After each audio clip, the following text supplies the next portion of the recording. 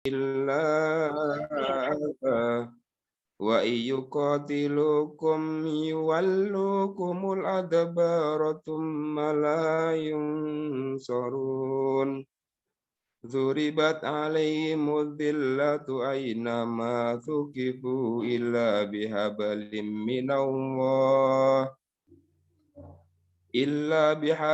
minallahi wa habalim minan nasi wa ba'u bighadabin minallahi wa dzuribat alaihimul maskanah.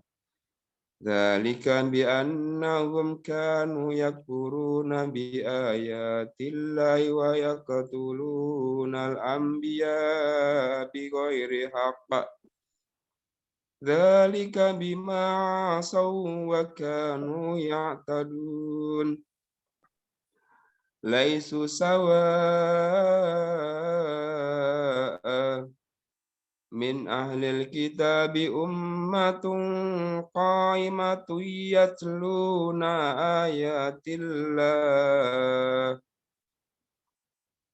yatluna ayatillahi ana al-laili wa hum yasjudun. Yu'minuna billahi wal yawmil akhir wa ya'muruna bil ma'rufi wa yanhauna 'anil munkari wa yusari'una fil khairat.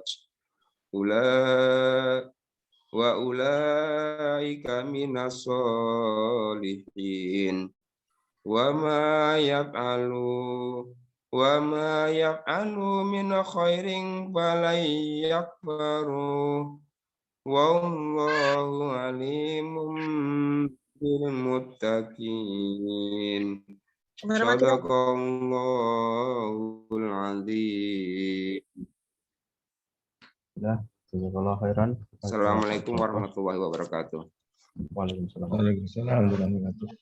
Jazakallahu khairan kepada Pak Joko untuk pembacaan tilawah pada pagi hari ini. Mudah-mudahan menambah berkah dan ketenangan bagi kita di pagi hari ini. Berikutnya kita akan mendengar sambutan yang akan disampaikan oleh Dr. Suhardi. Pada beliau dipersilahkan. Bismillahirrahmanirrahim. Assalamualaikum warahmatullahi wabarakatuh. Bismillahirrahmanirrahim. Walladzi arsala rasulahu bil huda wa dinil haqq liyudhhirahu 'ala dini kullih. Wa kafa billahi syahida asyhadu an la ilaha illallah wa asyhadu anna Muhammadan abduhu wa rasuluhu la nabiyya ba'dah.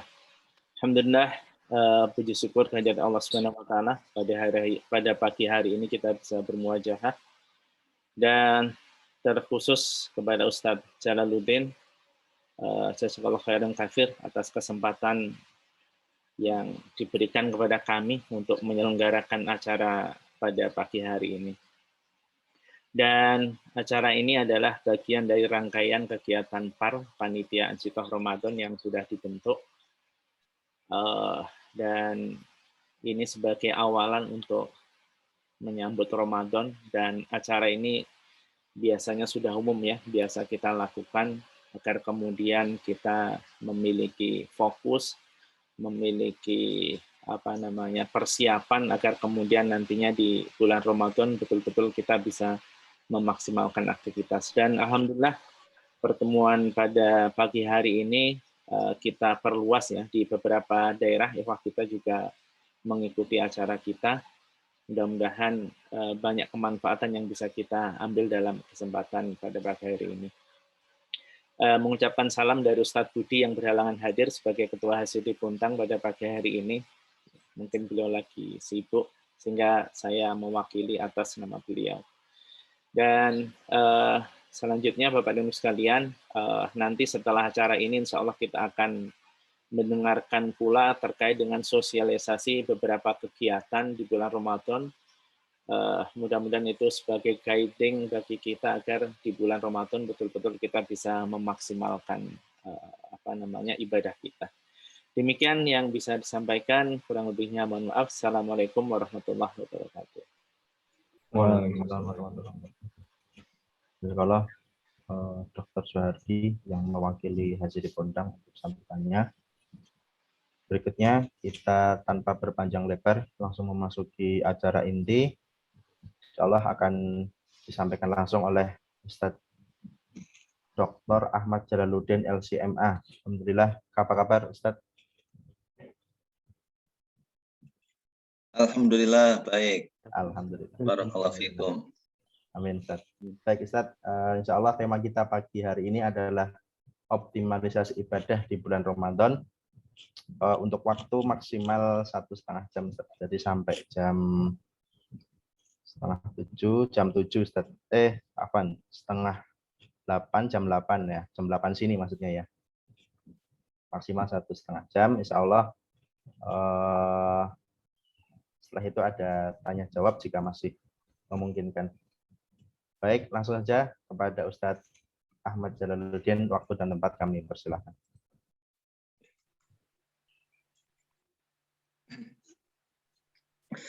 Baik, bismillahirrahmanirrahim. Assalamualaikum warahmatullahi wabarakatuh. Waalaikumsalam warahmatullahi wabarakatuh. Alhamdulillahirabbil alamin. Alhamdulillahil qaili fi muhkami tanzilih. A'udzu billahi samiil alim minasyaitonir rajim. Ya ayyuhalladzina amanu kutiba alaikumus syiyam kama kutiba alal ladzina min qablikum la'allakum tattaqun.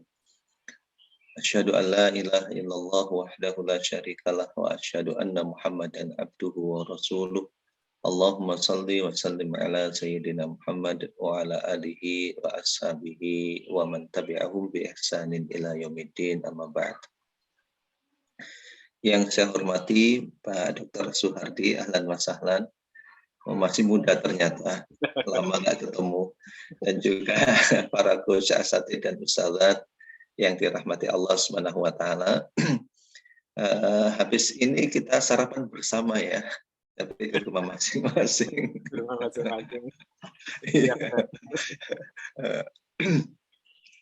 Kita bersyukur pada Allah Subhanahu wa taala pagi ini dibangunkan, kemudian diberi kenikmatan untuk merasakan ibadah sholat subuh berjamaah, dan kita lanjutkan belajar bersama diniati untuk menyiapkan bulan yang mulia.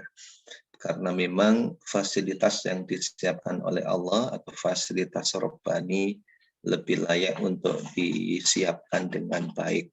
Ya, meskipun harus kita akui bahwa event-event insaniyah, event-event manusia itu seringkali lebih kita perhatikan dibanding dengan event-event Rabbani.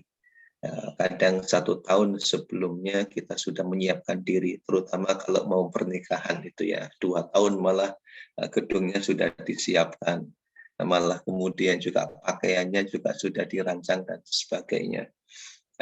Dan ini bagian dari boleh jadi ya karena kezaliman kita kepada diri sendiri. Makanya kita perlu membaca doa Rabbana zalamna anfusana wa illam taghfir lana wa tarhamna lanakunanna minal khasirin.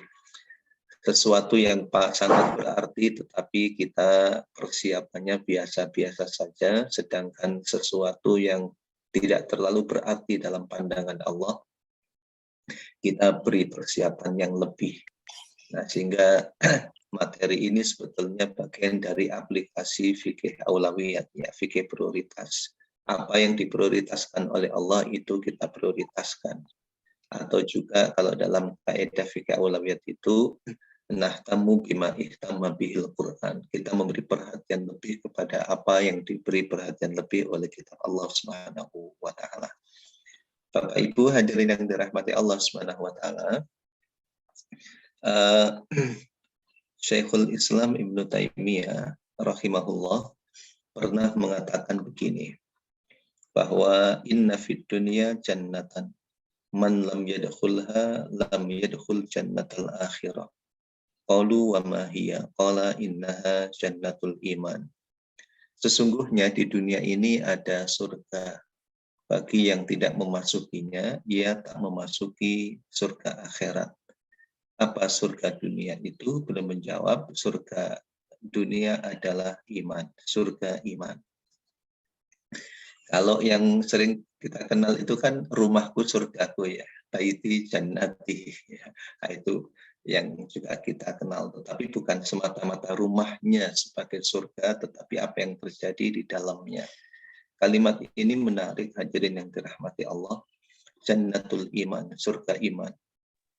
Dan ternyata Ramadan itu oleh Allah Subhanahu wa taala dikhususkan bagi hamba-hambanya yang beriman. Ya ayyuhalladzina amanu kutiba alaikumusiyam, wahai orang-orang yang beriman. Ibnu Mas'ud radhiyallahu anhu itu mengatakan begini, apabila kalian mendengar ya ayyuhalladzina amanu, Allah memanggil orang beriman, fasghaw, maka dengarkanlah dengan seksama, karena ada satu hal yang penting yang akan disampaikan oleh Allah Subhanahu wa taala. Ya ayyuhalladzina amanu kutiba alaikumusiyam. Allah memanggil orang-orang yang beriman untuk mengisi bulan Ramadan. Kalau dengan demikian, Ramadan itu merupakan bulan keimanan. Ramadan itu surga. Jannatu al-iman. Ramadan itu surga. Bagi yang tidak memasukinya, dia tak akan memasuki surga akhirat. Boleh jadi ada orang yang memasuki surga dunia ini, yaitu Jannatul Iman, tetapi berbeda-beda nanti hasilnya. Hasilnya berbeda-beda, tidak sama semuanya. Harapan kita termasuk orang yang mendapatkan hasil yang optimal dan maksimal dengan ibadah yang mulia itu. Tetapi ini tergantung pada persiapannya. Kalau orang-orang dahulu persiapannya luar biasa, dan persiapannya bukan hanya persiapan material, tetapi yang paling penting itu adalah persiapan spiritual.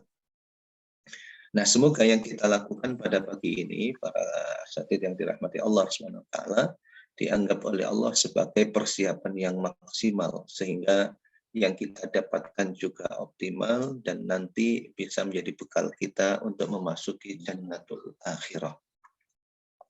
Ma'asyiral muslimin yang dirahmati Allah. Oh, ini ada kesalahan tulis ya. Apa yang perlu kita lakukan untuk optimalisasi ibadah nanti? Yang pertama, kita niati untuk memasuki arena lomba positif. Kehidupan itu pada dasarnya adalah perlombaan. Beberapa kalimat Al-Quran ya menyebutkan perlombaan itu dengan kalimat-kalimat misalnya al-munafasah, fabidzalika falyatanafasil mutanafisun. Ada juga dengan kalimat al-musabaqah, fastabiqul khairat. Ada juga dengan kalimat al-mubadarah, seperti dalam hadis Nabi, badiru bil a'malis sholihah, bersegeralah melakukan amal soleh. Tetapi perlombaan dalam kehidupan ini ada dua kategori. Ada at-tanafusu al-mahmud, perlombaan yang terpuji, dan ada at-tanafusu al-mazmum, perlombaan yang tercela. Ada yang positif dan ada yang negatif. Nah, kita niati nanti di bulan Ramadan itu kita memasuki arena perlombaan yang positif. Kalau yang negatif itu diantaranya apa? Diantaranya at-tanafusu ala dunia, berlomba-lomba mengumpulkan dan menumpuk harta kekayaan. Kaya boleh, punya harta banyak boleh, bekerja untuk memperoleh penghasilan yang besar tidak dilarang. Tetapi yang menjadi masalah itu ketika irodah yang ada di dalam hati. Motivasi dan orientasi. Kalau motivasi dan orientasinya tepat, maka bagian dari perlombaan yang positif. Tetapi ketika berlombanya itu dimotivasi dan dilatar belakangi oleh kecenderungan-kecenderungan negatif, apakah pansos, pamer harta dan kekayaan dan sebagainya, maka masuk wilayah at-tanafusu al-mazmum. Ramadan itu bulan berlomba dalam kebaikan, tetapi yang terjadi kadang ya berlomba mana fasilitas-fasilitas hari raya Idul Fitri malah yang disiapkan lebih dominan. Nah, kita niati nanti at-tanafusu al-mahmud. Ada juga perlombaan yang negatif itu apa? Perlombaan dalam kemaksiatan kepada Allah. Sampai-sampai ada orang yang digambarkan dalam hadis Nabi sebagai al-mujahirin. Al-mujahirin ini tidak diampuni oleh Allah, orang yang berbuat maksiat. Maksiatnya ditutupi oleh Allah, tidak diketahui oleh orang lain, tapi kemudian dia cerita-ceritakan. Banyak sebetulnya praktek-praktek yang tergolong maksiat dalam pandangan agama, tapi kemudian diekspos di media sosial hanya untuk mendapatkan memenuhi keinginan followernya saja. Nah ini berlomba untuk mencari follower, memperbanyak follower, tetapi dengan cara mengupload ataupun menyebar hal-hal yang negatif. Termasuk juga tanafus yang mazmum itu adalah tanafus al-ifsad bainal mu'minin, merusak hubungan kaum muslimin. Ya, merusak hubungan kaum muslimin. Nah, hubungan kaum muslimin sangat mungkin terjadi karenanya di Ramadan nanti harus ada tekad, saya harus mampu mengendalikan diri, melakukan imsak. Tidak mudah menyebar berita, mengurangi penggunaan media-media sosial untuk hal-hal yang tidak berarti. Nah, itu at-tanafusu al-mazmum yang patut untuk dihindari. Sedangkan at-tanafusu al-mahmud yang akan kita niati, kita lakukan di bulan Ramadan, diantaranya ini. Dalam hadis yang diriwayatkan oleh Imam Al-Bukhari dan Muslim, ada amalan-amalan utama, tetapi masih misteri. Hanya saja dipastikan ada kebaikan. Ya, misteri ini pasti ada kebaikan karena disyariatkan oleh agama kita. Kalau sekiranya seorang muslim atau manusia tahu manfaat azan dan shaf pertama, kemudian untuk meraih dan melakukannya harus melakukan undian, dia akan ikut. Dia akan ikut melakukan undian itu, termasuk juga keutamaan sholat pertama, datang lebih awal, sholat isya dan sholat subuh. Nah, ini bagian arena perlombaan yang nanti akan kita ikuti. Hadirin yang dirahmati Allah Subhanahu wa taala, kemudian arena yang lain itu adalah berlomba dalam sedekah. Ini juga positif. Rasulullah Shallallahu Alaihi Wasallam memberikan contoh yang luar biasa. Rasulullah itu orangnya sangat kaya. Bahkan oleh Al-Quran disebutkan wa wajadaka 'ailan fa'aghna. Allah mendapati dirimu wahai Muhammad dalam keadaan miskin fa'aghna. Maka kemudian Allah mengkayakan dirimu. Nah, hanya perbedaannya itu adalah Rasulullah itu kaya bukan untuk dirinya. Memang dalam hidupnya pernah beliau kelaparan, tetapi itu tidak selamanya. Hanya beberapa waktu saja beliau tidak punya. Tetapi ketika di Madinah, beliau sering melakukan ekspansi dakwah, kemudian menghasilkan harta rampasannya yang disebut dengan ghanimah, ya, mendapatkan ghanimah, dan ghanimah itu jumlahnya tidak kecil. Tetapi ghanimah itu bukan untuk beliau pribadi. Jadi sangat keliru ketika ada seorang muslim kita tanya, kenapa kamu kok nggak punya duit? Dia bilang, aku meniru Rasulullah yang nggak punya harta. Kalau kepingin seperti Rasulullah dalam masalah tidak punya harta, caranya bukan tidak kerja. Caranya apa? Kerja yang semangat, kemudian dapat uang banyak, kemudian disedekahkan. Habis kerja lagi yang semangat, dapat uang banyak, kemudian disedekahkan, habis lagi, dapat uang banyak, nah begitu. Jadi kalau ingin seperti Rasul nggak punya duit, caranya semangat bekerja, bukan malah nggak bekerja. Pernah satu saat Rasulullah mendapatkan berita, ya Rasulullah ini ada kiriman harta dari Bahrain. Nabi tidak melihat dan tidak melirik harta yang dibawa, yang didatangkan dari Bahrain itu, bilangnya bilang, sudah taruh di masjid. Lalu beliau menunaikan sholat. Itu Rasulullah SAW. Saya tidak tahu Bapak Ibu yang di sini, kalau misalnya dapat berita, Bu, Pak, dapat kiriman minyak goreng. Kira-kira Bapak Ibu langsung nyuruh naruh, kemudian nggak nengoknya, atau lihat dulu baru kemudian sholat. Mungkin kita bilang, mana tak siap tempat, saya siapkan dulu tempatnya, baru kemudian setelah selesai sholat. Kalau Nabi tidak. Nah kemudian setelah sholat Nabi bilang, ayo siapa yang mau dan yang tidak punya, ini ada harta silakan ambil.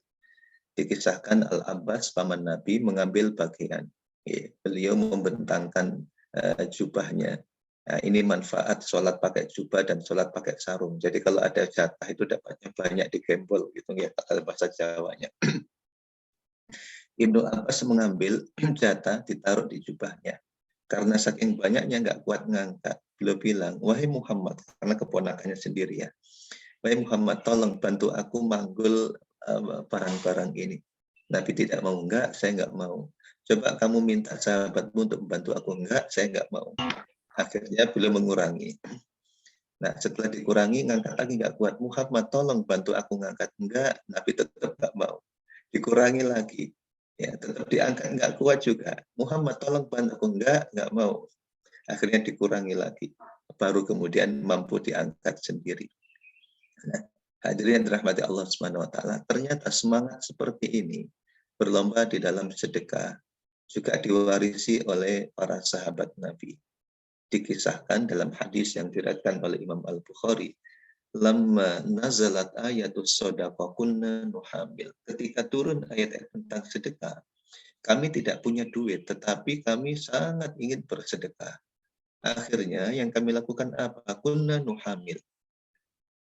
Kita bekerja menjadi kuli panggul. Memang nggak punya modal finansial, tetapi itu bukan penghalang untuk produktif. Karena meyakini kita muda punya modal fisik, masih sehat, masih kuat. Akhirnya mereka bekerja menjadi kuli panggul. Bekerja dengan motivasi agar punya sedekah, agar bisa sedekah. Kalau dalam surat Al-Mu'minun ayat 4 itu Allah berfirman, walladzina hum lizzakati fa'ilun. Ciri orang beriman itu, kalau diterjemah itu diistilahkan orang yang membayar zakat. Tetapi Syekh Sya'rawi rahimahullah mengatakan, ayat ini bukan tentang orang yang membayar zakat. Karena kalau orang yang membayar zakat, kalimat yang dekat dengan makna itu adalah walladzina hum lizzakati mu'addun, orang yang menunaikan zakat. Karena walladzina hum lizzakati fa'ilun, maka arti dari ayat ini adalah orang-orang yang semangat bekerja, mencari penghasilan lebih agar bisa bayar zakat. Jadi bekerja, berusaha, berbisnis, niatan utamanya adalah agar membayar zakat. Nah, itu dilakukan oleh sahabat ini, kunna nuhamil. Setelah memperoleh hasil, di antara kami ada yang sedekah banyak. Tetapi dikomentari oleh orang-orang munafik dengan kalimat, ini riya ini. Ada di antara kami yang sedekahnya sedikit. Orang munafik tetap komentar lagi, Allah itu maha kaya, nggak akan menerima sedekah yang sedikit ini. Turunlah firman Allah, alladzina yalmizuna al-mutawwi'ina minal mu'minina fis sadaqat walladzina la yajiduna illa juhdahum. Jadi mereka mengolok-olok para donatur, orang-orang mukmin yang bersedekah dan orang-orang yang tidak punya uang kecuali dari hasil usaha dan upayanya ini. Nah, ini contoh para sahabat Nabi yang mewarisi semangat Rasulullah di dalam bersedekah. Bila di bulan Ramadan diistilahkan dengan karihil mursalah, seperti angin yang berhembus. Angin yang berhembus itu tidak ada yang menghalangi. Di mana ada pori-pori, di mana ada celah akan memasukinya. Jadi tidak ada yang menghambat. Nah, kalau Rasulullah mengingatkan pada kita semua, anak itu kadang oleh Nabi diistilahkan dengan majbana wa mabakhala. Anak itu menjadi sebab orang tua pengecut dan menjadi sebab orang tua pelit. Nah, artinya anak bisa jadi penghalang bagi orang tuanya untuk bersedekah, berlomba-lomba dalam sedekah. Kalau Rasulullah karihil mursalah, tidak ada yang menghalanginya.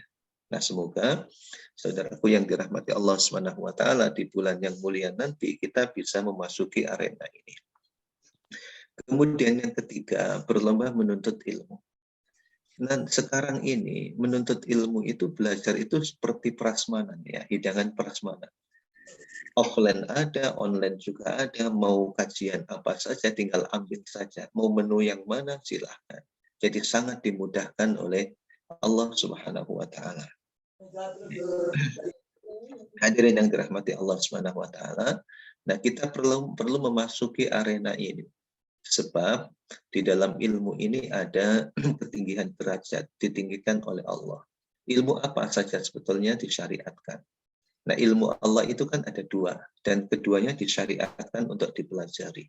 Satu, fahmun anillahi bima syara'a, ilmu tentang apa yang disyariatkan oleh Allah, dan fahmun anillahi bima khalaqa, ilmu tentang apa yang diciptakan oleh Allah. Keduanya oleh Al-Quran diperintahkan untuk dipelajari. Walaupun ada yang wajib ain dan juga ada wajib kifayah, tetapi keduanya merupakan ilmu Allah Subhanahu wa Ta'ala. Tetapi kita perlu berhati-hati ketika menuntut ilmu agar optimal hasil ibadah kita dalam menuntut ilmu ini. Kita belajar bukan hanya mampu melihat sisi-sisi lahiriah. Harapannya adalah di dalam proses pembelajaran itu kita memperoleh apa sesungguhnya yang diinginkan oleh Allah di balik ilmu tersebut.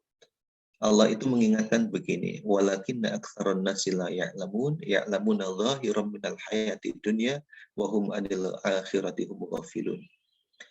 Kebanyakan manusia tidak tahu. Pengertian tidak tahu itu bukan berarti memang tidak pernah membaca, tidak pernah melihat, tidak pernah merasakan.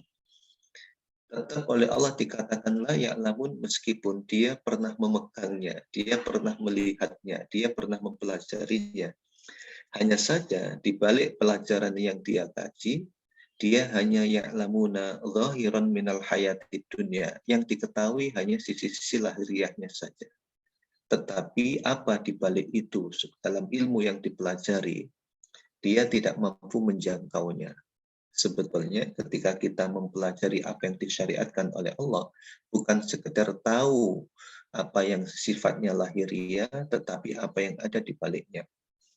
Mempelajari ayat-ayat kauniyah atau ilmu-ilmu kauni atau sains, begitu juga bukan hanya tahu apa itu matahari, bulan, apa itu manusia, bagaimana anatominya dan sebagainya, tetapi paham apa yang di balik itu. Jadi mengantarkan pada keyakinan kepada Allah, mengantarkan pada keimanan kepada Allah Subhanahu wa Ta'ala, agar tidak masuk dalam kategori walakinna aktsarun nasi la ya'lamun. Nah, nanti kalau selama Ramadan memasuki arena berlomba menuntut ilmu tentang puasa misalnya, yang diketahui hanya hukum-hukum puasa. Tetapi apa yang diinginkan oleh Allah di balik ibadah puasa itu kita tidak mengetahuinya. Maka penting mempelajari puasa itu, mempelajari fikih hukumnya, dan mempelajari fikih maqasidnya, fikih tujuannya. La'allakum tattaqun. Pasti puasa itu menghasilkan takwa. Hanya saja orang yang melakukannya tidak semuanya meraihnya. Semua orang bekerja, tetapi hasil dari kerjanya itu berbeda-beda. Ya, sama-sama pekerjaannya mengangkat batu, tetapi hasilnya beda. Sebab yang satu mengangkat batu kali, yang satu mengangkat batu ginjal. Nah, hasilnya berbeda. Tetapi yang angkat batu ginjal ini melakukan proses yang luar biasa dan biaya yang cukup besar. Sehingga kemudian ketika dia bekerja, tinggal hal-hal yang kecil dan ringan yang diangkat. Tetapi untuk menjadi menekuni profesi batu kali tidak perlu mengambil spesialis tertentu dan tidak perlu mengeluarkan biaya yang besar. Nah, tapi kemudian nanti ketika angkat-angkat berat juga angkat-angkatnya ini. Buka. Masyarakat muslimin yang dirahmati Allah SWT, berlomba menuntut ilmu, tapi berupaya saat menuntut ilmu nanti yang didapatkan itu optimal. Catatannya adalah tidak hanya mempelajari aspek lahiriah dari ilmu yang dipelajari, tetapi ilmu itu mengantarkan kita pada keimanan kepada Allah Subhanahu wa Ta'ala dan melahirkan rasa takut kepada Allah. Innama yakhsyallaha min ibadihil ulama.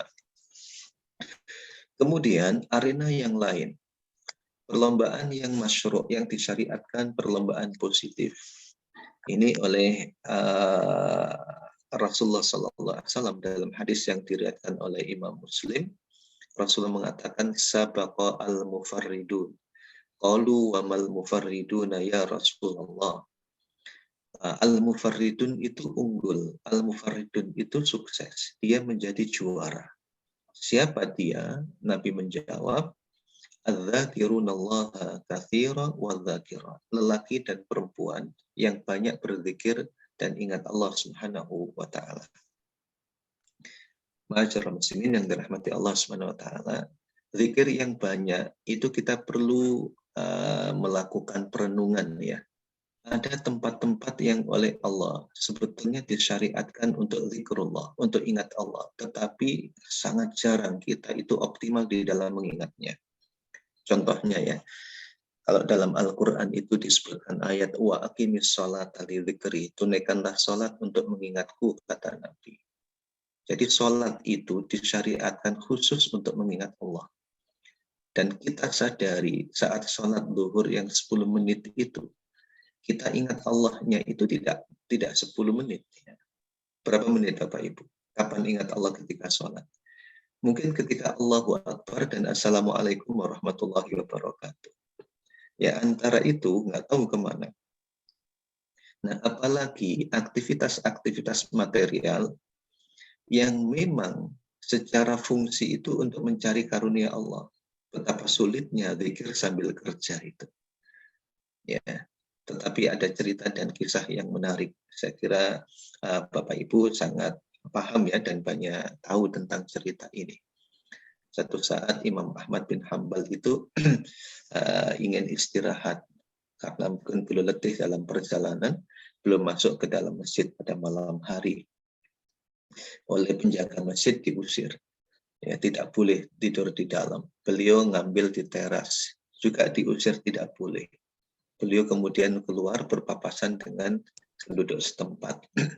Ya, melihat ada musafir yang sendirian dan tidak punya tempat untuk menginap, dipersilahkan dan diajak ke rumahnya. Akhirnya Imam Ahmad ke rumah orang itu. Di malam-malam hari, Imam Ahmad menyaksikan tuan rumah yang berprofesi sebagai pengusaha roti, membuat adonan dan membuat roti. Imam Ahmad melihat orang ini mulutnya komat kamit. Dia membuat adonan dan membuat roti, mulutnya komat kamit. Nanya, wahai saudaraku, apa yang kamu baca? Saya lihat mulutmu kok komat kamit. Tuan rumah menjawab, saya beristighfar, mohon ampun kepada Allah. Apa yang kamu rasakan ya dengan istighfar yang biasa kamu baca ini? Orang ini menjawab, saya itu merasakan semua yang aku inginkan dimudahkan dan dipenuhi oleh Allah Subhanahu wa taala. Hanya satu yang sampai saat ini belum terkabulkan. Apa itu? Aku kepingin ketemu dengan Imam Ahmad bin Hanbal. Nah, Masya Allah, hadirin yang dirahmati Allah, padahal Imam Ahmad ada di hadapannya. Nah, ini gambaran orang yang ketika bekerja ingat Allah Subhanahu wa taala, zikir pada Allah Subhanahu wa taala. Ya, alhamdulillah kita pun juga demikian ya. Berangkat ke tempat kerja itu membaca bismillahi tawakkaltu 'alallah la haula wala quwata illa billah. Di perjalanan itu diupayakan untuk wirid. Sampai di depan ruangan kantor kita baca bismillahi walajna wa bismillahi kharajna wa ala rabbina tawakkalna. Kemudian duduk, ketika duduk membaca bismillah. Tapi jangan bismika Allahumma ahya wa bismika amut ya. Nah, ini arena yang kita masuki nanti saat bulan Ramadan. Saat bulan Ramadan berlomba dalam zikir ya, mengingat Allah Subhanahu wa taala. Akan diapresiasi oleh Allah. Orang-orang yang sibuk bisnis, sibuk dagang, sibuk bekerja, sibuk menekuni profesinya, tetapi ingat Allah, tetap sholat, membayar zakat ketika punya kemampuan, maka dibalas oleh Allah dengan karunia-Nya. Liyajziyahumullahu ahsana ma 'amilu wa yazidahum min fadlih. Nah, setelah kita bertekad untuk memasuki arena perlombaan, lomba kebaikan, lomba yang positif, perlombaan yang mahmud, yang terpuji, berikutnya adalah kita berusaha menghindari penghalang-penghalang untuk menjadi juara dalam perlombaan kita. Hadirin ma'asyiral muslimin yang dirahmati Allah Subhanahu wa taala. Apa saja penghalang-penghalang yang harus kita hindari? Kalau kita lihat perlombaan itu hadirin, ada peserta lomba sudah sampai di garis finish dan mendapatkan juara, tapi kemudian didiskualifikasi. Kenapa demikian? Karena ada pelanggaran, ada penghalang. Sehingga kegiatan-kegiatan positif harus dibarengi dengan upaya meninggalkan hal-hal yang merusaknya. Nah, itu kalau di dalam konsep maqasid syariah itu ada konsep maslahahnya Imam Al-Ghazali, ada yang jalbu al-maslahah dan dafu al-mafsadah. Yang baik dilakukan, tadi arena perlombaan yang baik dilakukan. Ada dafu al-mafsadah, hal-hal yang buruk, hal-hal yang menghalangi itu dihindari. Kalau sehat itu maslahah, maka yang halal dan yang thayyib dinikmati, yang haram dihindari. Maka tidak dikatakan sehat ketika yang halal dinikmati, tapi yang haram juga dinikmati. Tidak sulit menjadi juara apabila ya ikut berlomba, tetapi pada saat yang sama hal-hal yang merusak perlombaan itu tetap dilakukan, menggunakan doping dan sebagainya. Nah, sehingga penghalang perlombaan itu perlu dihindari. Apa saja hadirin yang dirahmati Allah? Penghalang yang pertama itu adalah fasadun niyah, rusaknya niat. Kita bersyukur pada Allah Subhanahu wa taala dipertemukan dalam komunitas dengan orang-orang baik. Sebagaimana Allah memerintahkan kalau dalam At-Taubah 119 itu, wahai orang-orang yang beriman, bertakwalah kepada Allah dan jadikan dirimu bersama dengan orang-orang yang shodiqin, orang-orang yang baik. Kita yakin saudara-saudara kita adalah orang-orang yang baik sehingga kita nyaman bergaul dan bergabung bersama mereka. Nah, ditambah lagi ada komitmen yang kuat dalam melakukan kebaikan itu dengan cara bersama-sama agar saling menguatkan, karena mukmin itu kuat dengan saudaranya. Sehingga kemudian kegiatan-kegiatan yang positif, arena perlombaan tadi diprogram dengan baik, dirancang dengan baik, kemudian dievaluasi. Nah, ketika ada evaluasi dalam amal-amal kebaikan ini, kadang terselip di dalam hati, waduh, yang saya lakukan ini termasuk ikhlas apa tidak? Ya, seorang syekh ditanya, wahai syekh, saya ini kalau beramal sendirian tidak terlalu semangat. Tetapi ketika bersama-sama, saya ini semangat. Apakah ini dikatakan tidak ikhlas? Dijawab oleh syekh tadi, yang kamu lakukan tetap ikhlas. Yang kamu lakukan itulah yang disebut dengan barokah ukhuwah, barokah kebersamaan, barokah persaudaraan. Ya, barokah persaudaraan dalam kebaikan, barokah ta'awun dalam ketaatan dan juga kebajikan, wa ta'awanu 'alal birri wat taqwa. Itu aplikasinya di situ.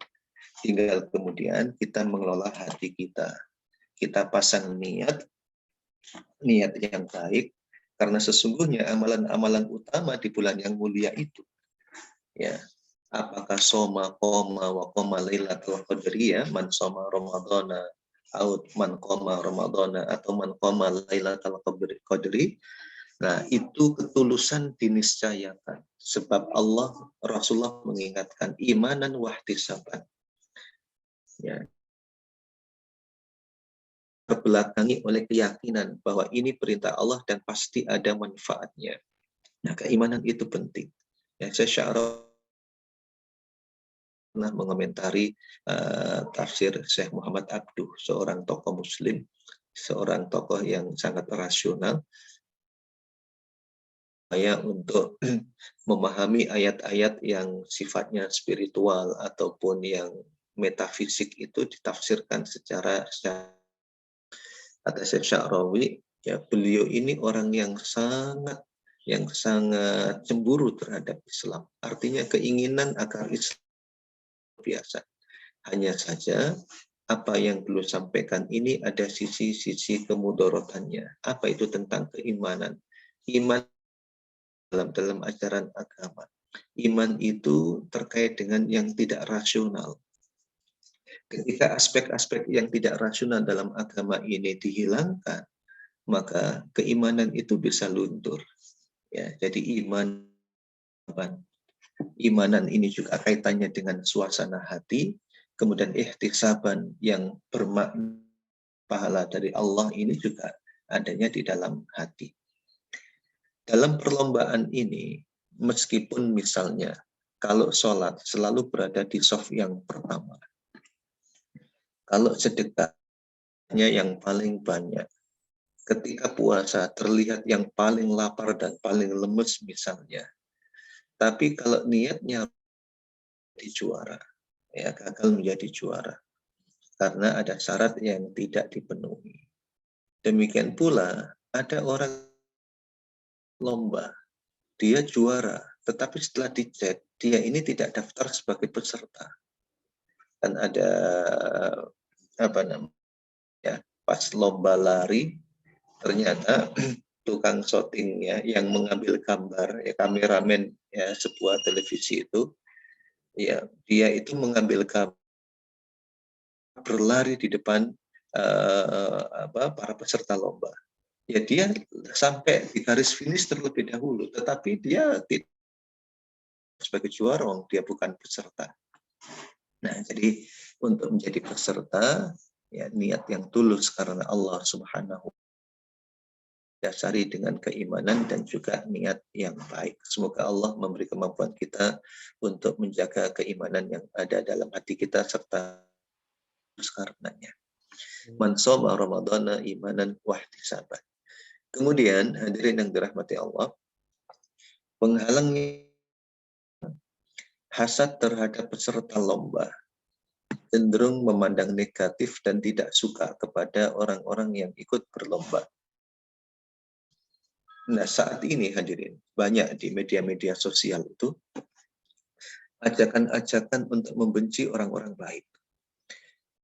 Tidak menyukai orang-orang yang sholat, tidak menyukai orang-orang yang mengaji, tidak menyukai orang-orang yang beribadah, hanya karena beda kelompok, hanya karena beda golongan. Padahal hadirin yang dirahmati Allah Subhanahu wa Ta'ala, yang diterima oleh Allah itu kan hati yang bersih, hati yang jernih, qalbun salim, tidak ada ganjalan kepada sesama, apalagi kepada orang-orang baik, kepada orang-orang yang sholat, kepada orang-orang yang puasa. Masyaallah muslimin yang dirahmati Allah Subhanahu wa Ta'ala, kita ini tidak tahu kira-kira yang kita lakukan ini diterima oleh Allah apa tidak. Dan juga kita tidak bisa memastikan bahwa orang yang sholat subuhnya berbeda dengan kita terpenuhi dan ditolak oleh Allah. Tidak begitu. Karenanya terhadap orang-orang yang berbuat baik ini, kita hilangkan ganjalan-ganjalan yang ada di dalam hati kita, justru kita senang. Kalau di dalam kaidah perbuatan disebut dengan fi'lul khair, melakukan kebaikan. Ada hubbul khair, cinta kebaikan. Dan juga ada hubbu ahlil khair, mencintai yang berbuat baik. Nah, jadi kita hilangkan, kita bersihkan hati kita. Hati-hati juga ya dengan medsos dari hati kita diadu-adu oleh satu orang sebetulnya. Satu sosok, satu orang yang menampilkan pada sosok yang pro dan satu menampilkan sosok yang kontra. Yang memang tujuannya itu untuk memecah belah bangsa ini, memecah belah kaum muslimin terutama. Nah, kita berupaya untuk membersihkan hati kita ya di bulan yang mulia tadi. Karena ingat di salah satu konsep pemikiran khidmatnya, amalul qalbi afdalu min amalil jarih, al-aqidatu asasul amali wa amalul qalbi afdalu min amalil jarihati wa tahsilul kamali fi kilahima matlubun syar'an.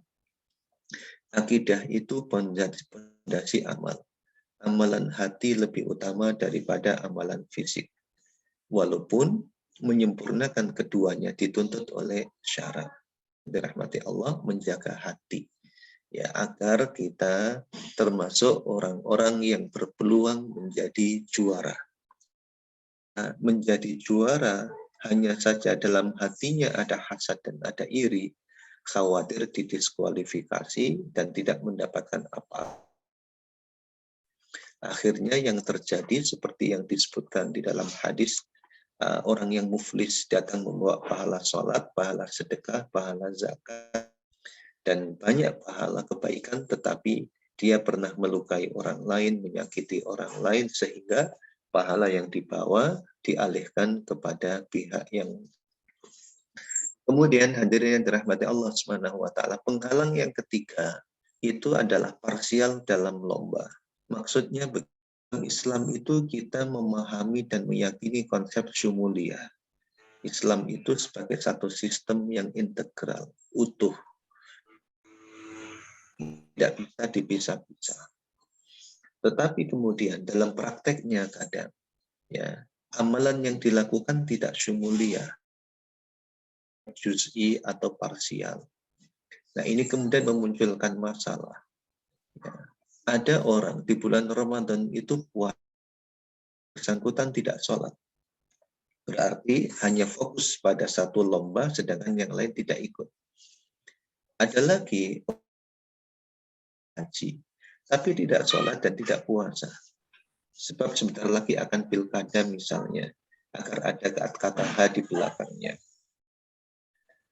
Nah, demikian pula dalam perlombaan. Ibaratnya ada jenis cabang olahraga itu yang disebut dengan triathlon, ya, biasa.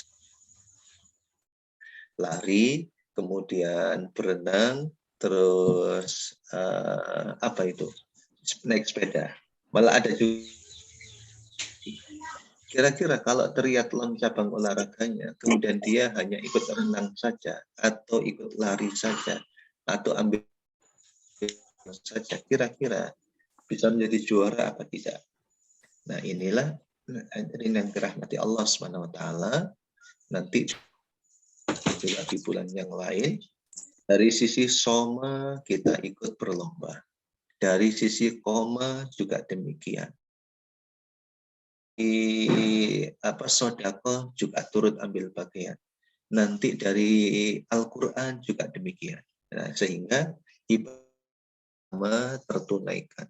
Insya Allah akan menjadi juara. Ingat, kalau event bukan pertandingan ya, perlombaan oleh manusia,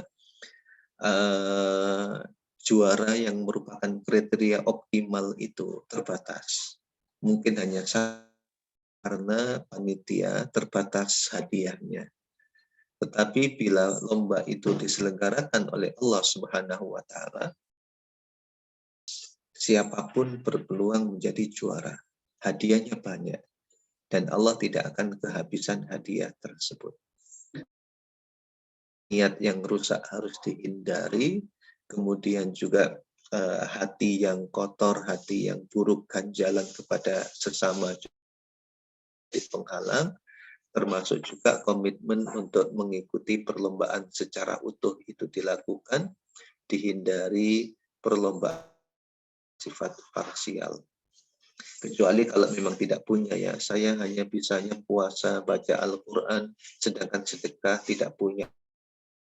Nah, ini berarti lombanya bukan triathlon yang diikuti, tetapi cabang yang lain yang tidak dia daftar di situ. Selanjutnya, Allah Subhanahu wa Ta'ala. Penghalang berikutnya itu adalah menunda dan meremehkan kebaikan. Ya, menunda dan meremehkan kebaikan ini menjadi penghalang orang untuk optimal di dalam ibadah dan pengabdiannya kepada Allah Subhanahu wa Ta'ala. Ingat, ibadah yang dimaksud di sini, ya, ibadah bimakna syamilah, syumuliyatul ibadah. Ibadah dalam arti yang utuh, yaitu semua perkataan, perbuatan, dicintai dan diridai oleh Allah Subhanahu wa Ta'ala. Ya, ibadah yang khusus, ya, ibadah praktek-praktek ritual. Kalau yang, ya, semuanya apapun bila meraih cinta Allah dan ridha Allah, insya Allah bernilai ibadah. Kaedahnya ini disebutkan oleh Nabi SAW. Jangan meremehkan kebaikan. Jangan meremehkan separuh biji kurma. Tapi insya Allah nanti ketika menyiapkan takjil untuk orang-orang yang berpuasa, ya jarang yang hanya memberi setengah. Minimal 3 kurma itu dibungkusi kecil-kecil, bahkan banyak. Ya. Kemudian juga tidak menunda-nunda pekerjaan. Karena ini tidak mungkin diganti pada esok hari. Sebab masing-masing amal itu ada waktunya sendiri-sendiri. Waktu duha ini ada sholat. Beda dengan duha esok hari. Sehingga ibadah yang paling tepat adalah tepat pada waktunya dan tidak menunda-nunda. muslimin yang dirahmati Allah. Jadi agar optimal, yang pertama adalah kita niati untuk memasuki arena perlombaan yang positif serta di dalamnya. Yang kedua, caranya adalah kita hindari penghalang-penghalang yang menjadikan kita sulit menjadi juara. Kita berupaya untuk meneladani ibadah Rasulullah Sallallahu Alaihi Wasallam. Bapak Ibu yang dirahmati Allah Subhanahu wa taala. Kemudian apa yang kita teladani dari ibadah Nabi Sallallahu Alaihi Wasallam? Ada beberapa hal yang kita teladani. Yang pertama adalah bergegas di dalam beribadah.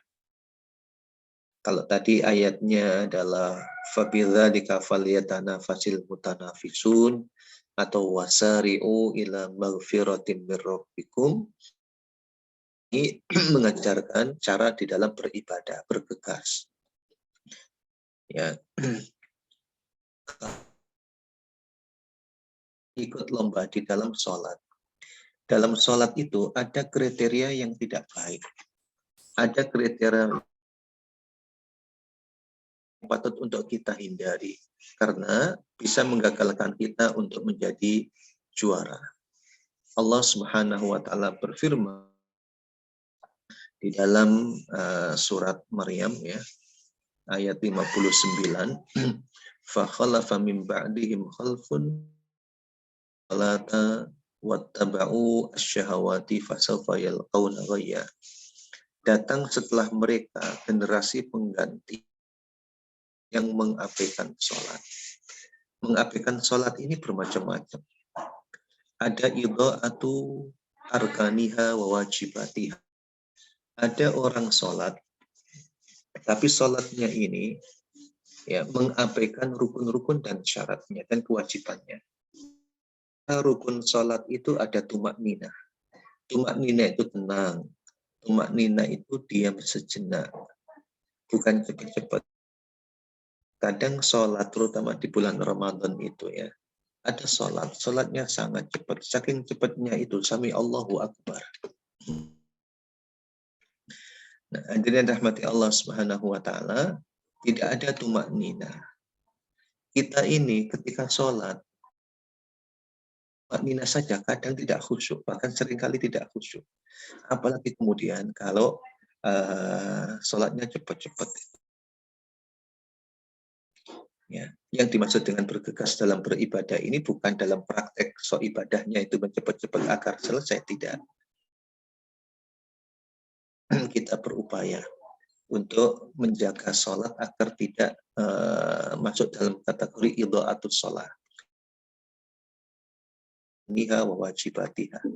Ada juga idha'atu afdhaliyatiha, mengabaikan keutamaannya. Sholat itu yang utama berjamaah. Tanpa berjamaah juga sah sebetulnya sholatnya, tetapi sulit mendapat hasilnya.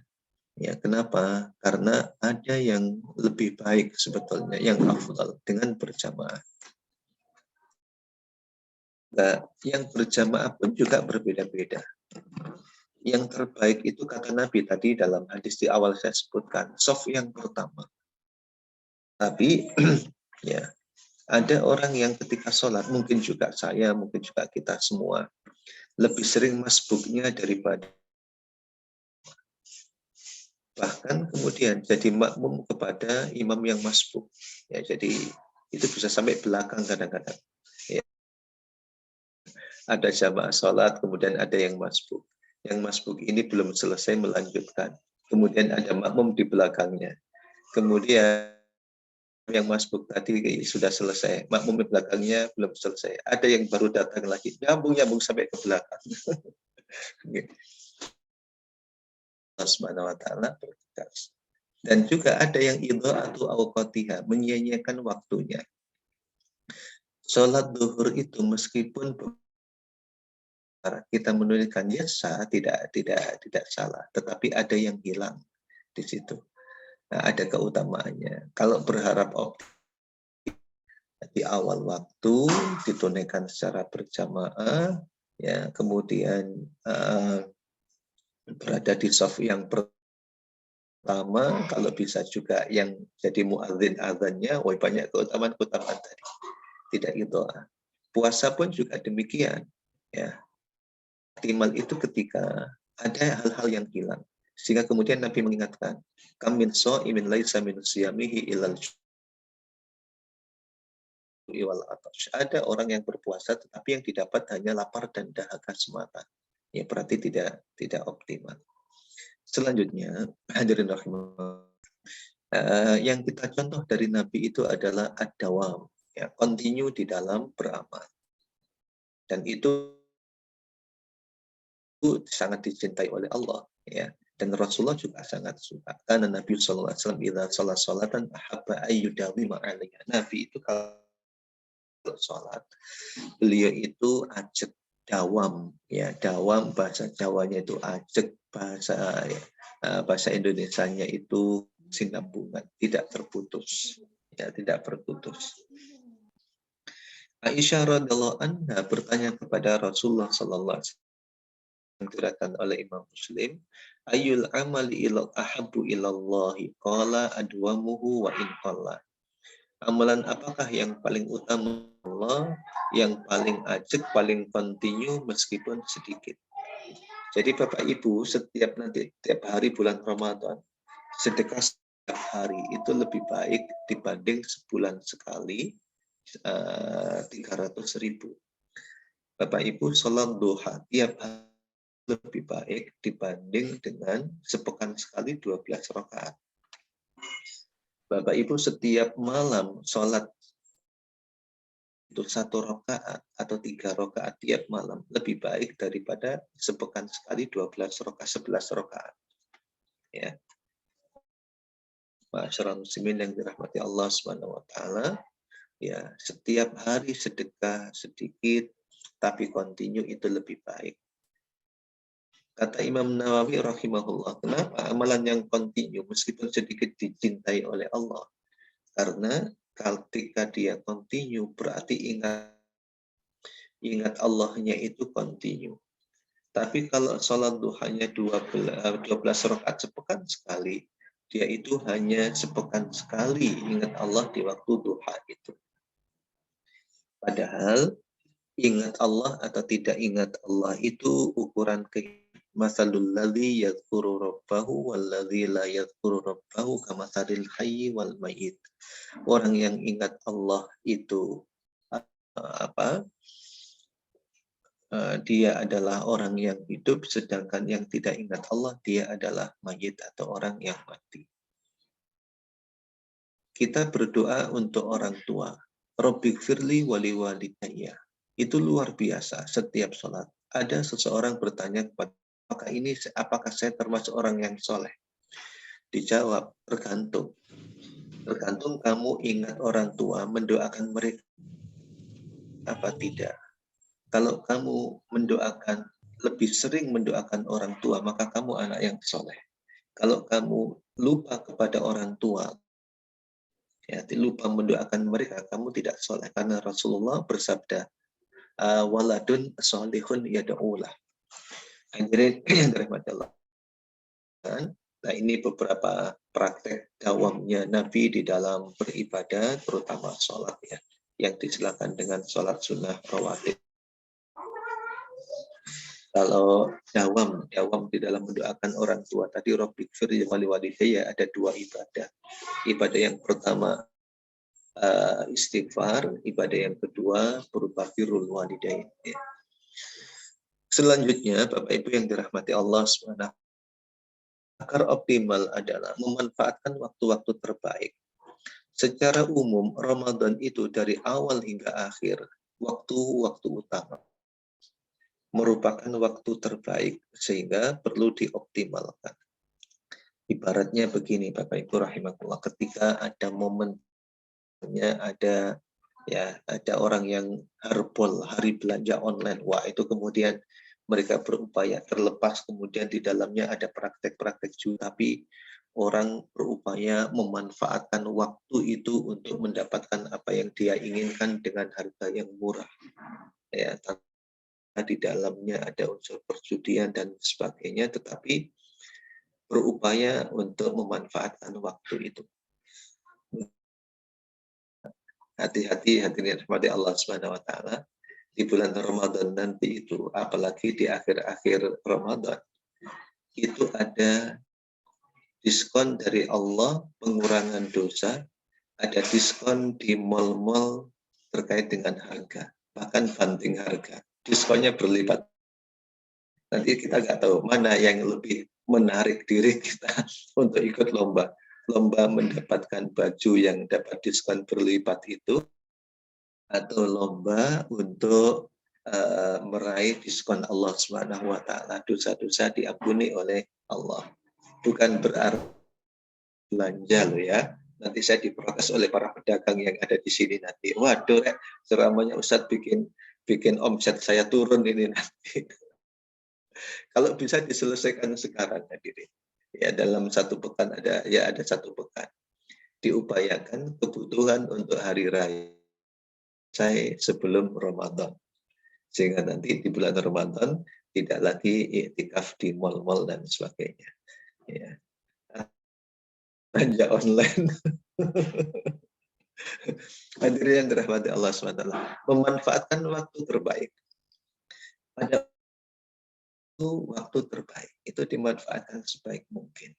Dan di antara waktu yang terbaik itu ada yang lebih baik lagi, ada yang terbaik.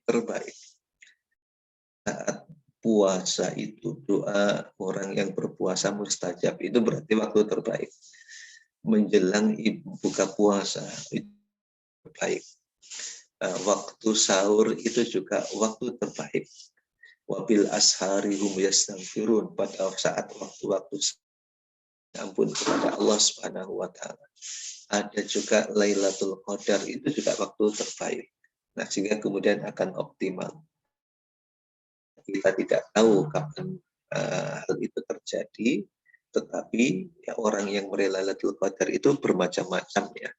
Bermacam-macam, manfaatkan waktu yang terbaik. Selanjutnya yang diajarkan oleh Rasulullah yang patut untuk kita contoh juga adalah menjaga keseimbangan. ini bagian dari cara sunnah ya di dalam memperoleh ibadah agar tidak ada hak-hak yang kita langgar ya. Ibadah itu luas artinya. Baik itu yang memenuhi hak Allah Subhanahu wa taala sekaligus juga tidak mengurangi hak sesama. Ada kisah yang dialami oleh kisah sangat terkenal ya. Abu Darda ini sahabat yang sangat soleh, tetapi yang bersangkutan sebagaimana tidak mau dunia seolah-olah seperti itu, karena malamnya digunakan untuk sholat, siangnya untuk puasa, jatah untuk istri dan anak-anaknya ada bagian. Ditegur oleh Salman, ditegur oleh Rasulullah SAW, dan kemudian diingatkan bahwa inna li rabbika 'alaika haqqan wa li ahlika 'alaika haqqan fa'ti kulladzi haqqin haqqa. Tuhanmu punya hak, dirimu punya hak. Sehingga di sini ibadah yang optimal itu menggunakan konsep begini. Ibadah yang paling baik adalah ibadah yang tepat pada waktunya. Kalau di dalam kitab Al-Ibadah fil Islam yang ditulis oleh Syekh Qaradawi, itu ada penjelasan tentang ibadah apakah yang paling baik. Ada diskusi yang dikutip oleh beliau dari pendapat Ibnu Qayyim rahimahullah. Ada yang berpendapat ibadah yang paling baik, semakin berat ibadah itu semakin besar pahalanya, karena al-ajru ala qadril masyaqqah. Pahala itu tergantung pada beratnya. Ada juga ibadah yang paling baik itu ketika hati ini nyambung kepada Allah, tidak mau diputus dan disibukkan. Tetapi ada yang dipilih itu adalah ibadah yang tepat pada waktunya. Meskipun bulan Ramadan, sebagian kita sulit untuk karena tidak liburan ya. Ya beda dengan saudara kita yang wirausaha, wira swasta, dia bebas, bisa saja bulan Ramadan ini buka warungnya, dia menghentikan aktivitasnya atau meneruskan itu bebas. Nah, ibadah yang paling tepat waktunya ketika tiba waktu sholat, maka ibadah terbaik adalah sholat. Ketika waktu mencari rezeki, maka ibadah yang paling tepat adalah mencari karunia Allah Subhanahu wa taala dalam rangka memakmurkan bumi. Saat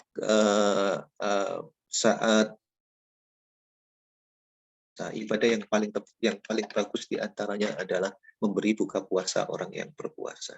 Ya, ini ibadah terbaik yang ya selaras dengan waktunya dan juga agar terjaga keseimbangannya. Semua hak-haknya terpenuhi. Selanjutnya, mati Allah, berikutnya adalah menjaga variasi ibadah. Ya, menjaga variasi ibadah tadi. Ya, tadi semangat itu adalah ibadah syamilah, ibadah dalam arti yang utuh, tidak sekedar ritual. Nah, pentingnya menjaga ibadah ini untuk menghindari titik jenuh. Ya, Rasul itu mengingatkan setiap amal dan aktivitas itu ada sutrohnya, ada klimaksnya, dan biasanya ketika sudah berada di titik klimaks itu akan terjadi decline atau futur itu. Ketika futur itu tetap dalam sunnahku, kata Nabi, maka dia dapat petunjuk. Ada contoh tentang menjaga variasi harian, termasuk ibadah Ramadan nanti ya. Rasulullah itu bertanya begini, kita ambil inspirasinya. Siapa yang pagi ini? Abu Bakar menjawab, saya. Siapa yang hari ini mengantarkan jenazah? Abu Bakar menjawab, saya. Siapa yang hari ini miskin? Abu Bakar menjawab, saya. Siapa yang hari ini menjenguk orang sakit? Abu Bakar menjawab, saya. Jadi, hadirin Bapak Ibu yang dirahmati Allah, nanti kalau misalnya dievaluasi oleh ketua kelasnya, evaluasi tentang amal Ramadan, siapa sudah menyelesaikan tilawah Al-Quran 1 juz, ya, siapa yang sudah membayar. Pertanyaan-pertanyaan ini bukan untuk mengganggu keikhlasan Bapak Ibu, tidak. Tapi pertanyaan itu terinspirasi pertanyaan Rasulullah ini. Nabi tidak mengatakan, wahai Abu Bakar, kamu nggak ikhlas ini. Wong saya tanya kok nanya. Kan menjawab.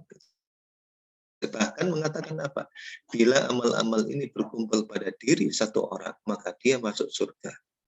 Abu Bakar tidak berkurang keikhlasannya. Ya.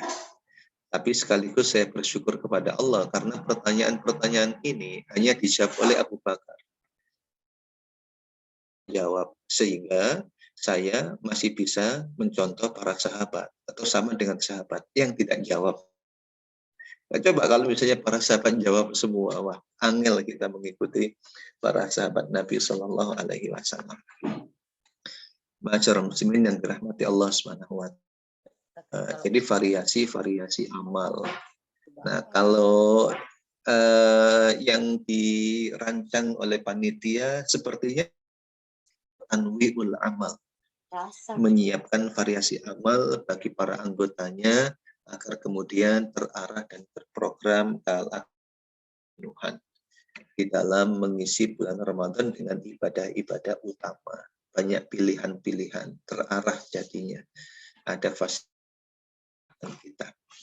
Kemudian memperhatikan tingkatan ibadah. Ya, ini juga bagian dari aplikasi fikih aulawiyat atau fikih prioritas. Ibadah itu tidak satu tingkatan, tidak satu peringkat.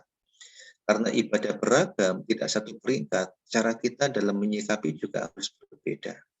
Terhadap amalan yang wajib dengan yang sunnah, itu harus ada cara pandang yang berbeda, dan juga respon yang berbeda dan berbeda.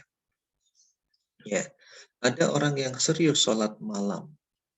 Saking seriusnya, jam 12 sudah bangun, kemudian berzikir pada malam hari, tapi sayangnya menjelang subuh dia tertidur. Akhirnya sholat subuhnya tertinggal. Sholat subuh itu wajib, sedangkan sholat malamnya itu sunnah. mengutamakan yang sunnah tapi mengalahkan yang wajib. Begitu juga itu sunnah, menjaga ukhuwah itu wajib. Kadang gara-gara berbeda dalam sholat tarawih, mengorbankan yang wajib, kemudian yang berbeda dalam praktek tarawihnya. Nah, ini masalah. Bapak Ibu, kalau saya tanya, misalnya ditanya ketika bulan Ramadan ya, puasa bersama di rumah, kemudian menjelang Isya berangkat ke masjid. Bapak Ibu kalau ditanya oleh teman, mau kemana Pak? Jawabnya bagaimana? Jawabnya tarawih. Ya, hadirin rahmati Allah Subhanahu wa taala. Kemungkinan jawabannya ya. Ada juga yang kalau Ramadan itu sholat Isya-nya di masjid, tapi di luar Ramadan nggak ke masjid. Ini sebetulnya yang di sholat sunnah yang sholat tarawih yang sunnah atau sholat Isya yang wajib. Kalau sholat Isya yang wajib di bulan Ramadan ada, di luar bulan Ramadan kan ada. Tingkatan ibadah, kemudian berupaya untuk menyelaraskan sikap, kemudian respon dengan kualitas ibadah.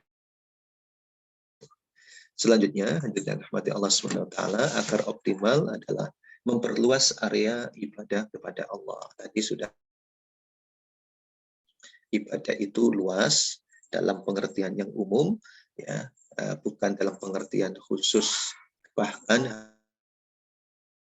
adalah semua yang dilakukan itu bernilai ibadah. Saya pernah bertemu ya waktu itu mencoba ke Pontianak ya, Pontianak. Disambut oleh seorang teman. Waktu itu saya ingin ya,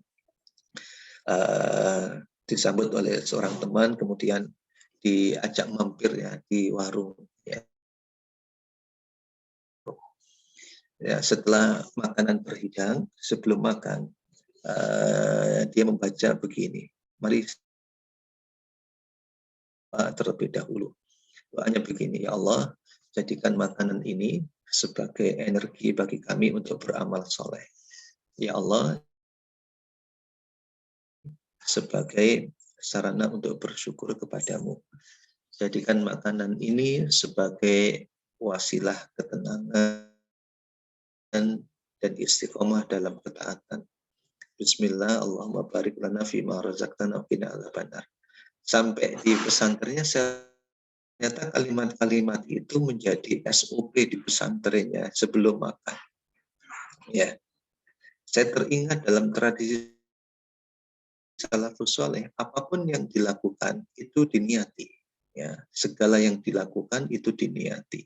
Kalau dalam bahasa hadis ini yang idza anfaqa al-muslimu nafaqatan ala ahlihi wa huwa yahtasibuha. Ya, kata kuncinya adalah ya. Ketika seorang muslim memberi nafkah kepada keluarganya, wa huwa yahtasibuha, dan dia niat dengan niatan untuk Allah, meniati yang baik dengan apa yang dilakukan, kanat lahu shadaqah, maka bernilai sedekah. Jadi kebaikan apapun yang dilakukan diniati dengan niatan yang baik. Jangan bekerja diniati dengan niatan yang baik. Tidur juga diniati dengan niatan yang baik. Ya, kalau misalnya Bapak Ibu yang dirahmati Allah, sebelum tidur, ya Allah, saya tidur semoga agar kuat nanti malam sholat malam. Ternyata kemudian bablas, nggak bangun.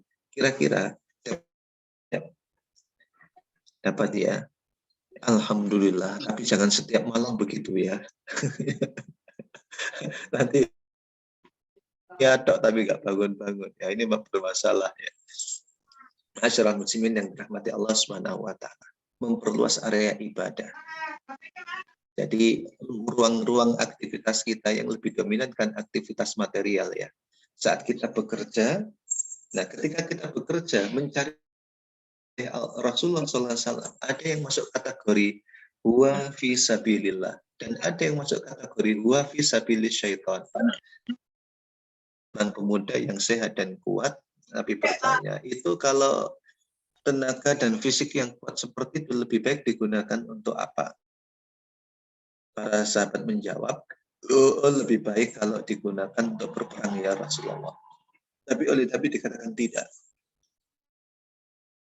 Bila digunakan bekerja dengan niatan untuk mencukupi kebutuhan pribadinya, kebutuhan anaknya, kebutuhan orang tuanya, atau pribadi, fahuwa fi sabilillah. Tetapi kalau bekerja itu dengan keinginan riya'an wa mufakharatan, untuk panggilan, untuk pansos ya, fahuwa fi sabili syaitan, maka dia di jalan syaitan. Jadi bukan untuk pamer. Aktivitas material berupa kerja, mencari duit dan sebagainya, bila niatnya tepat akan optimal hasilnya. Nah, mengantarkan kita untuk menjadi al-insanul abidu, hamba, manusia penghamba kepada Allah Subhanahu wa taala. Ma'asyiral muslimin rahmati Allah. Kemudian yang ke-8 ya, dalam rangka meneladani Rasulullah adalah memperbanyak niat dan juga niat ibadah. Maksudnya begini, ada amalan-amalan yang memungkinkan meniatinya dengan niatan yang banyak. Nanti misalnya di 10 terakhir itu kan biasanya masyarakat iktikaf ya. Ketika dengan niatan yang banyak. Satu, niat untuk iktikaf, niat untuk talabul ilmi karena di situ ada niat silaturahim, niat untuk sedekah di situ, niat untuk berbagi takjil di situ dan sebagainya. Satu amalan tapi karena niatnya banyak. Ya. Tetapi jangan diniati, ada juga yang nggak boleh. Niat sholat duhur, niat puasa, niat sepuasa Senin Kamis. Ada yang bisa ada tadakhul ya, tadakhul fit niat. Ada juga yang tidak bisa. Ya, hadirin yang dirahmati Allah Subhanahu wa taala. Oh, ini selanjutnya wallahu a'lam bishawab. Ya. Bapak Ibu hadirin yang dirahmati Allah, dari saya ini yang bisa saya sampaikan, semoga bisa memberi manfaat dan semoga Allah memberikan kekuatan kepada kita, dan kita penting untuk memperbanyak mabalighna Ramadan. Allahumma a'inna ala dzikrika wa syukrika wa husni ibadatik wa la taj'alna minal ghafilin. Wallahu a'lam bishawab. Acara monggo Ustaz. Baik, jazakallah Ustadz Ahmad Jalaluddin untuk materi kita pada pagi hari ini. Alhamdulillah begitu banyak hal yang bisa kita dapatkan pada pagi hari ini. Silahkan dari Bapak Ibu sekalian yang ingin bertanya. Kalau tidak ada, saya bacakan chat room dulu.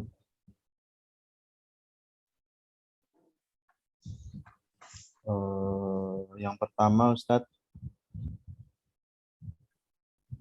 dari Bapak Subari, bolehkah kita beramal mengharap surganya Allah? Adakah kemungkinan merusak niat kita karena kita beramal diumumkan di hadapan banyak orang? Adakah dalam Islam kita diperbolehkan hasad? Demikian Ustaz.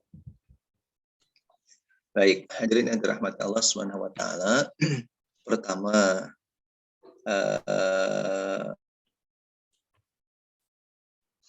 jadi begini, selama yang kita harap adalah janji Allah, maka masih tergolong dalam kategori tujuan kita beribadah itu adalah mentauhidkan Allah. Di antara praktek tauhid itu adalah hanya berharap janji Allah. Akan bermasalah ketika yang diharap adalah janji manusia. Menjanjikan di balik ibadah puasa itu agar bertakwa. Kenapa sampai puasa? Aku ingin jadi orang bertakwa. Dan kenapa sampai puasa? Agar sehat. Nah, itu beda. Ya. Nah, jadi puasa, aku kepingin masuk surga. Tidak salah, karena yang diharap adalah janji Allah. Tetapi kenapa sampai puasa? Oh, nanti sangu nanti, dapat angpau dari kakek dan nenek, dari mbah misalnya. Itu kalau kelasnya anak-anak nggak apa-apa ya, kelasnya anak-anak. Tapi kalau kelasnya anak-anak ya nggak level kalau nyanyi gitu. Hadirin rahmati Allah Subhanahu wa taala. Jadi selama yang diharap itu janji Allah, masuk kategori ikhlas, memurnikan Allah ya. Kemudian adakah kemungkinan merusak niat kita karena kita orang banyak? Sebetulnya ikhlas itu tidak ada kaitannya dengan diumumkan atau tidak diumumkan. Ya, ada yang diumumkan ikhlas, ada juga yang diumumkan tidak ikhlas. Ada yang tidak diumumkan ikhlas, ada yang tidak diumumkan tidak ikhlas juga ada. Karena niat adanya dalam hati. Diumumkan ya, Dr. Suhardi, infak 10 juta. Kemudian dikomentari, infak ini. Ini saya sebut nama yang tertulis ya, Pak Danu, ya infak 5 juta. Ini juga enggak ikhlas. Menginfak kok disebutkan namanya. Hamba Allah, infak 20 juta. Nah ini ikhlas. Karena enggak disebutkan namanya. Sampai tahu siapa dia? Itu saya itu. Mati Allah Subhanahu wa taala tidak disebutkan namanya, tapi tidak ikhlas kalau itu. Ya. Seperti jawab, saya ya Rasulullah. Saya, apakah Abu Bakar enggak ikhlas? Oh, Abu Bakar ikhlas. Hadirin yang dirahmati Allah Subhanahu wa taala. Kemudian pertanyaan berikutnya ya. Ini langsung ya. Saya baca saja. Atau bagaimana lewat MC atau? Ya, Ustaz, enggak apa-apa, Ustaz. Biar mengalir aja. Ini masih Pak Subaria. Adakah dalam Islam kita dibolehkan hasad? Kalau kata Nabi, la hasada illa fisnat. Hasad kecuali kepada 2 orang ya. Satu, tapi hasad itu kan intinya begini. Berharap nikmat yang diterima oleh orang lain itu hilang. Atau berpindah kepada dirinya. Itu hasad. Ketika kita lihat ada orang yang punya harta, rajin sedekah, kemudian kita bilang, aku kepingin seperti orang itu, kaya dan ini sebenarnya bukan hasad ya, karena hasad itu kriterianya berharap hilangnya nikmat orang lain. Sehingga ada yang mengatakan ini sebagai ghibah. Atau kemudian ada orang yang berilmu, kita kepingin seperti dia, yang punya ilmu kemudian mengamalkan ilmunya. Makanya dalam hadis yang diriwayatkan oleh Imam Tirmidzi itu ada begini. Orang itu ada 4 kategori. Yang pertama adalah rajulun razaqahullahu malan wa ilman. Wa huwa yattaqi bihi rabbahu.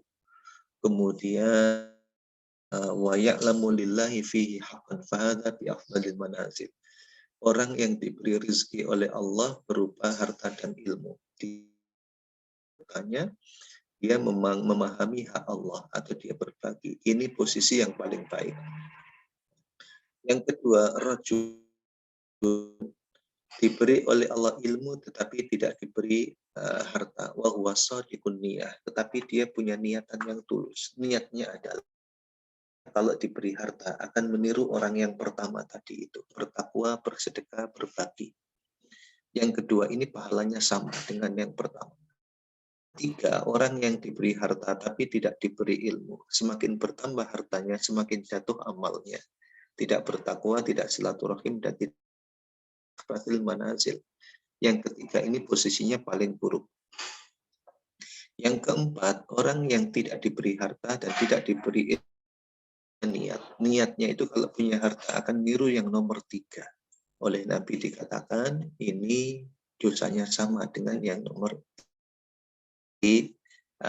Hasad itu ada, tetapi yang dibolehkan ya, yang dibolehkan itu ada kepada orang yang punya harta.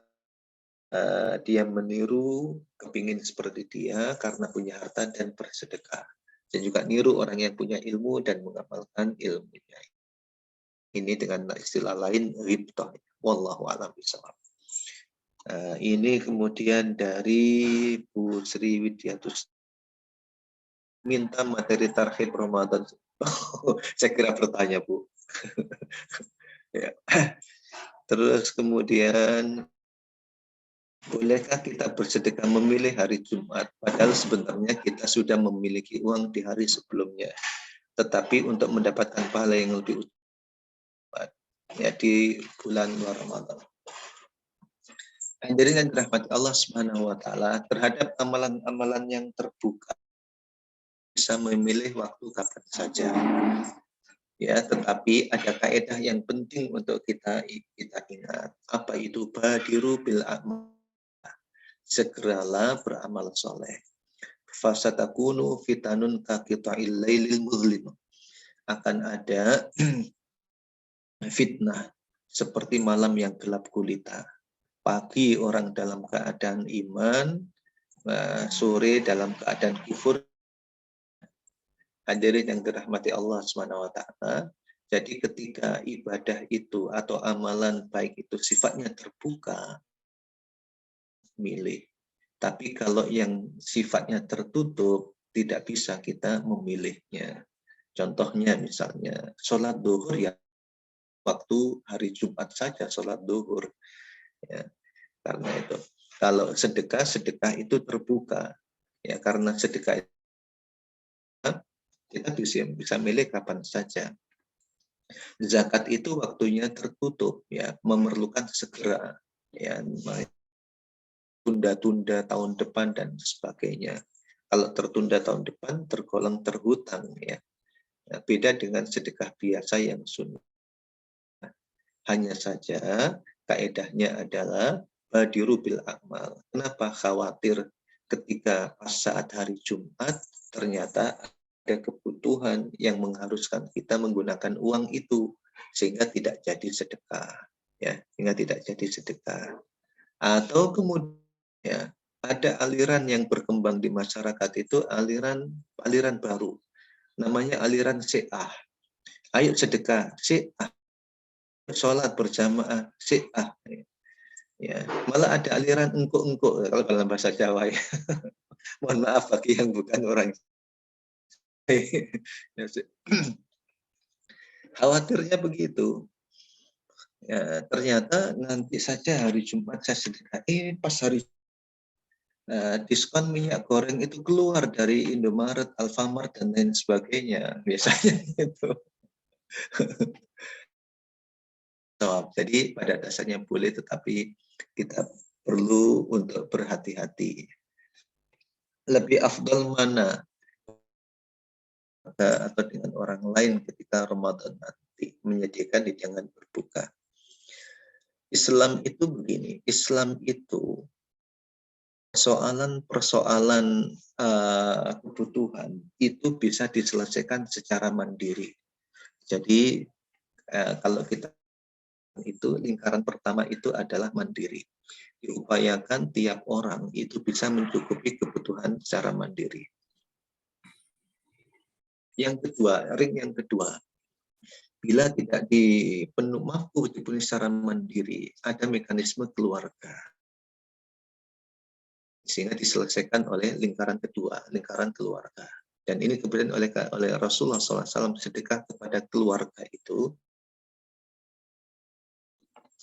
akan mendapatkan dua pahala, pahala silaturahim dan juga pahala berbagi. Baru kemudian ring berikutnya. Jika kaidah fikih aulawiyat boleh jadi dari satu sisi, dari si pahala, memberikan kepada keluarga itu dapat dua pahala tadi. Tetapi dalam kondisi-kondisi tertentu, ketika kebutuhan umat itu mendesak, maka dalam kondisi tertentu memberikan untuk masyarakat luas dalam kondisi-kondisi yang berdesak itu lebih baik dibanding dengan waktu-waktu tertentu. Kalau waktu-waktu biasa, waktu-waktu normal, kepada keluarga terbaik. Dalam kondisi-kondisi tertentu, kebutuhan umat dan lain sebagainya, atau kebutuhan yang lebih luas, maka boleh jadi mendahulukan kebutuhan umat yang mendesak dan luas tadi itu lebih. Nah, tetapi kita harus punya niat. Apa niatnya? Saya harus bisa sedekah untuk keluarga, umat. Nah, begitu. Udah untuk zakatnya, ya untuk zakat dan sedekah sekian-sekian persen, sekian-sekian dan juga untuk keluarga. Nah, seperti itu hadirin yang dirahmati Allah Subhanahu wa taala. Wallahu a'lam bishawab.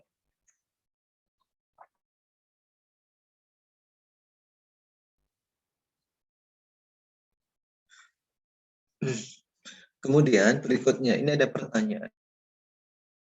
Ibadah bagi wanita yang sedang haid atau bahkan nifas. Hadirin yang dirahmati Allah Subhanahu wa taala. Orang yang perempuan, akhwat, para ummahat yang haid itu memang tidak boleh puasa, tapi bisa mendapatkan pahala puasa. Caranya bagaimana? Memberi buka puasa. Ya, memberi buka puasa. Tidak puasa tapi dapat pahala seperti orang yang berpuasa. Atau menyiapkan buka puasa di rumah, menyiapkan sahur. Nah, kalau datang bulan, jangan tidur waktu keluarga sahur misalnya, malah tidur, nggak dapat kesempatan, ya. Tapi ikut bangun, ikut membantu, nah dapat pahala orang yang berpuasa sama. Nah, juga begitu dengan sedekah. Nah, sebetulnya orang itu, orang yang sedang haid itu fasilitas dan kesempatan yang diberikan oleh Allah Subhanahu wa taala. Bukan kemudian mengurangi, ya, bukan bukan mengurangi pahala, tidak. Justru malah kalau puasa malah dosa. Nah, itu adalah Allah Subhanahu wa taala kepada kaum Hawa, ya, dan itu disyukuri. Masih banyak amalan-amalan utama di bulan yang bisa ditunaikan meskipun tidak bisa berpuasa. Zikir juga masih diperkenankan, bahkan memang harus zikir, malah harus, ya, terhadap ayat-ayat yang dihafal malah harus. Nah, jadi masih banyak kesempatan untuk soleh bagi perempuan yang haid. Kemudian berikutnya